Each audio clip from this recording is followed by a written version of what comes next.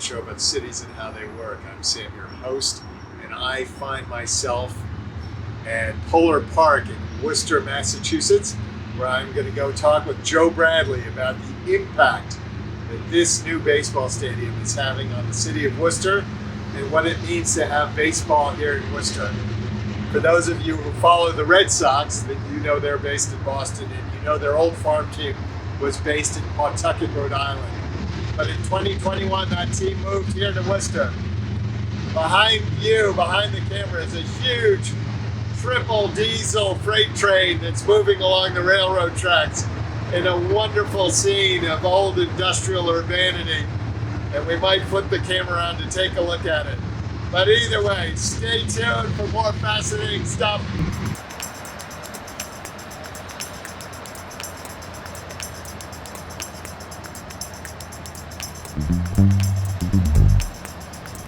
Hi folks, it's Sam, and we're in a really special place today. We're out in Worcester, Massachusetts, and we're here with Joe Bradlee, who is a VP with the Worcester Red Sox. Joe, welcome to Unplanned. Sam, thanks for having me. Great to be here. Great to have you at Polar Park, and we're looking forward to showing you around today. All right, Joe, you were going to give us a tour of this park. Let's go take a look. Yeah, that's right, Sam, and we're in a great place to start here because we're in our DCU club here at Polar Park, and this is a neat space for us. Not only if you're a fan and have a ticket up here on game days, you've got great access to this home plate bar here, but it's also a great space for us when the team's on the road. We book it up for all sorts of corporate functions, events, birthday parties. We've had high school proms here. I mean, you name it.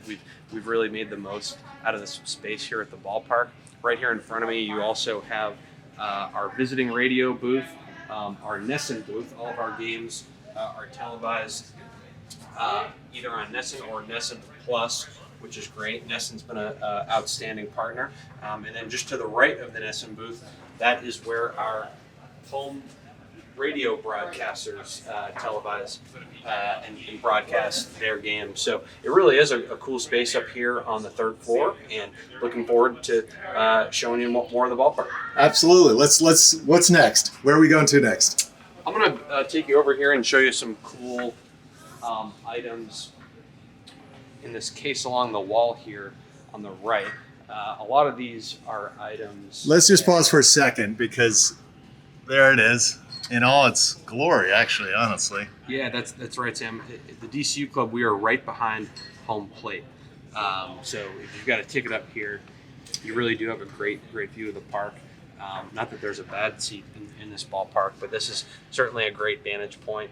You get great views of the city. You can see Union Station off in the distance. Absolutely, and just so people know, because as you know, that Unplanned is a show about cities and how they work. It's based in Cambridge, Massachusetts. Could somebody hop on an Amtrak or a commuter rail and get there and come to a game here? Absolutely. You can jump right on at Back Bay Station, and it takes you out to Union Station. So we certainly hope to get plenty of fans from Cambridge and the Boston area. And Union Station, we're lucky to have it less than a 10-minute walk from our ballpark. So we certainly hope fans take advantage of it. Not to put you on the spot, but how much is a ticket here? Our tickets start at $8 for kids and $9 for adults. So we like to keep things very, very affordable here. Okay, people. So you know what that means. That means you got to hop on a train, and we love transit on Unplanned. Come out to Worcester and see a ball game out here. All right, anyway, you were going to show us something over here. Yeah, we got some really cool stuff in our cases over here. I want to show you one of my favorite pieces that the Worcester Historical Museum donated to us. Right here, we have a plaque from the Worcester Worcesters. A lot of people don't know that Worcester actually used to be a major league city, and they had a major league team called the Worcester Worcesters that played at what was or is now the old Becker College site. And so as somebody who just started really immersing myself in Worcester after the Pawtucket announced that we were moving here in 2018, that's when I really started spending a lot of time here in Worcester. And I think it's so cool just how long this city has been using the heart in a lot of their branding. And as you can see here, the heart of the Commonwealth, I mean, that logo is straight from the 1880s. And I think a really nice touch by Janet Marie Smith and our design team was we actually took that logo and we put it on the side of every seat in Polar Park. And That's wonderful. so when we continue on the tour, I'll show you that logo that we put on those seats. And is Worcester the heart of Massachusetts? Is the heart of the Commonwealth? The heart of the Commonwealth. That's so, wonderful. You see hearts on every street sign in Worcester, and the heart's really a big deal in this city. And so we wanted to not only pay homage to the Worcesters, but we also wanted to use that heart that you see. That's wonderful. So much throughout the park. So let's keep going here. And why don't you, while we're walking around, how long have you been with the Red Sox? And this is let's just say for people, this is their AAA team. So this is when somebody goes down in the middle of the season. This is where you get the call up from, or two, I guess. Yeah, no, that's exactly right. I started out as an intern in the Red Sox organization back in 2012. So I started out in Boston as a ballpark operations intern. When I graduated from Union College in 2014, I started working with the club in community relations. And then when Larry Lucchino stepped down as president of the club, he assembled a group of owners to buy the AAA team. And when that sale took place, he asked several of us to go down to Pawtucket. And so I've been with Larry Lucchino and Dr. Steinberg and Dan Ray since the end of the 2015 season in Boston. So 2016 was my first season in AAA, and I've been a part of the team's transition from Pawtucket to Worcester, and it's been great to open up this. And is it every boy's dream? I mean, what's it like working for a baseball team? I have to imagine that everybody thinks at some point, wow, that'd be a great job. Sure. I mean, growing up in such a great baseball town like Cambridge, I fell in love with baseball at a very early age, and I really never knew that working in baseball would even be possible until I got that internship back in 2012, as I mentioned. So to be a part of this brand new ballpark project, and seeing what it's done for the city, it's been really rewarding and gratifying, and looking forward to continue to take you around. Yeah, let's keep going. Yeah. Let's keep going. I'll show you that Worcester logo. Yeah, let's do. While I have you. You can kind of zoom in on it while we're outside. Now, I should say to everybody, it's chilly and it's April, but it seems like it's appropriate weather for April. Yeah, we got some light rain, but nothing we can't handle here. So if you look down there, Sam, you can see that Worcester logo that I mentioned. And Worcester hasn't had professional baseball since the 1920s.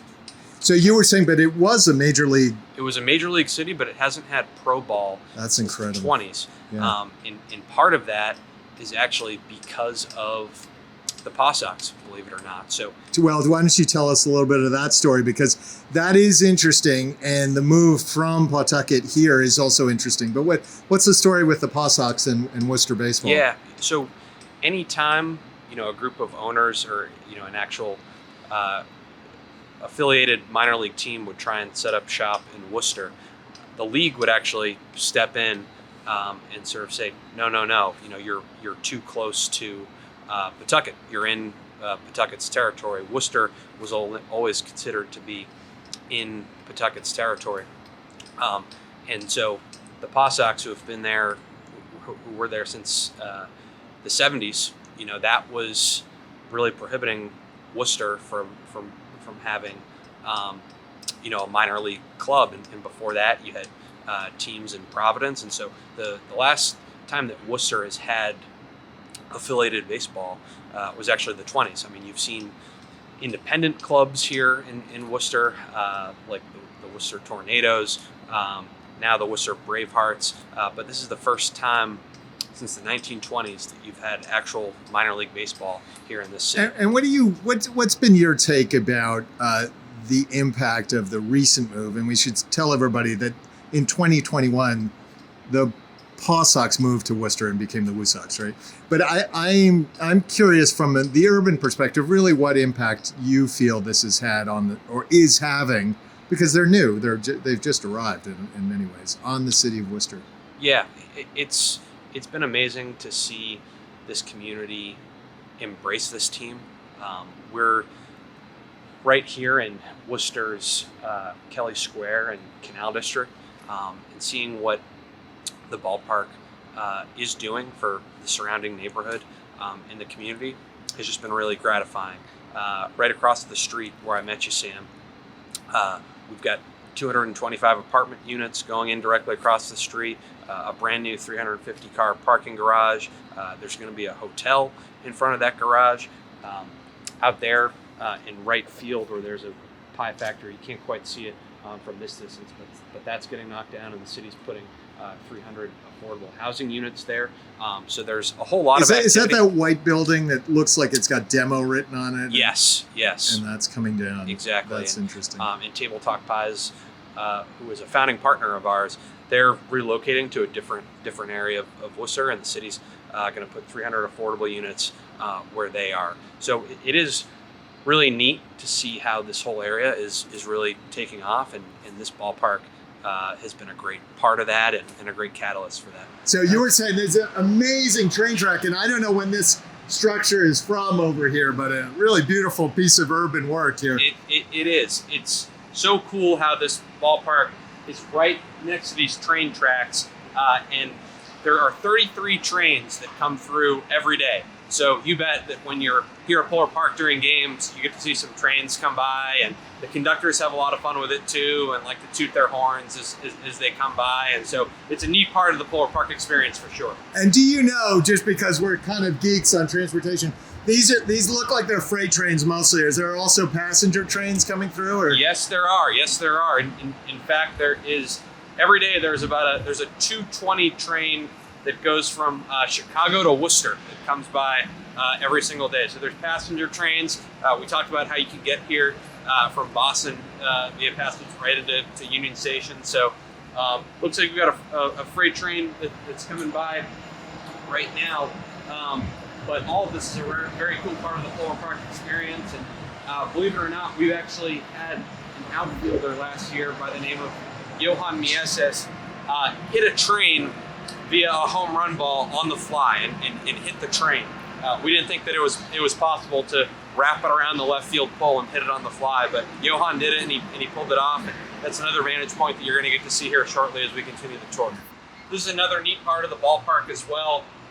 This is WooSox Farms. And, we grow a lot of vegetables out here during the season. It's really great how we're utilizing this space. A lot of what we grow out here we actually use in our kitchen. And eventually, as we grow it big enough, we want to partner with local food banks and stuff and get a lot of this food right back out into the community as well. So Joe, where are we standing right now? Yeah, we are right behind Polar Park's seating bowl. We've got a little over 6,000 seats in this seating bowl, which is actually somewhat on the smaller side as far as AAA ballparks go. We came from a park at McCoy Stadium in Pawtucket that actually had a lot more seats within the bowl. The capacity of both parks are actually, pretty similar. Here at Polar Park, our official capacity is 9,508. A salute to Worcester's 508 area code. And so we make up for some of that extra space with the spaces like the Hanover deck and the Shaw's bullpen terrace. And I think one thing that you notice right off the bat is just how intimate the seating bowl is and how you really are right on top of the action here, and there really isn't a bad seat in this seating bowl. If you look at all the ballparks that Larry Lucchino has built, whether it be Camden Yards in Baltimore, Petco Park in San Diego, and one of the first things he did when he came to the Red Sox back in 2002 was he actually added seats in the front row at Fenway. So fans really are right on top of the action here at Polar Park, just like they are in all of other Larry Lucchino's ballparks. So, and what's been the reaction? What's been the response in terms of the turnout and people coming out to ball games? How have people responded to having the team here in Worcester? It's been great. I mean, last season in our first year, we finished in the top 5 in attendance, and out of 120 clubs, and that was with a 25% capacity restriction during the whole month of May last year when we started the season. And so getting through opening week just last week, it was so fun and refreshing for all of us to see this place rocking and rolling at 100% capacity, because it made us think about where we were in May last year, only being able to have 25% of our crowd. Well, let's just spend a second on that, because I know you've got to run off to other things. But what was, so you came, it was COVID year. It wasn't the first year of COVID, but it was the second year of COVID. How did that work in terms of just opening up? You were kind of a new show in town. How'd you deal with it? Yeah, well, so our last season in Pawtucket was supposed to be in 2020, and that entire season got canceled. And so the last time that we had even had a season under our belts was 2019. And so when the off season came around in 2020, they had what they called an alternate site in Pawtucket, where they would keep 25 or 30 players ready at McCoy Stadium in case the Red Sox needed them to be called up. But there were no games. We couldn't have any fans. We were in the middle of the pandemic. We were busting tables in the outfield and conducting a restaurant, an outdoor dining operation, bringing people to the park. And once we got past that, it was all about making sure that we opened up Polar Park on time and got ready for an upcoming season. We didn't know what the capacity restrictions were going to be.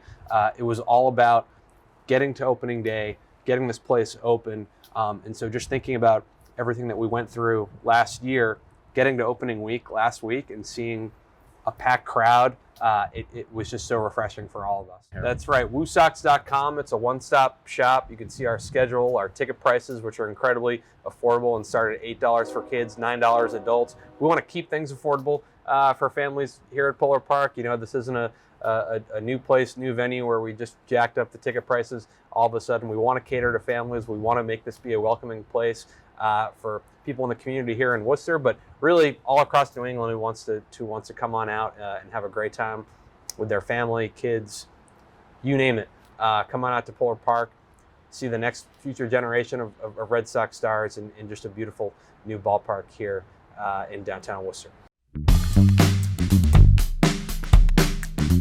All right, Joe. So you obviously have Cambridge roots, and that includes Little League roots.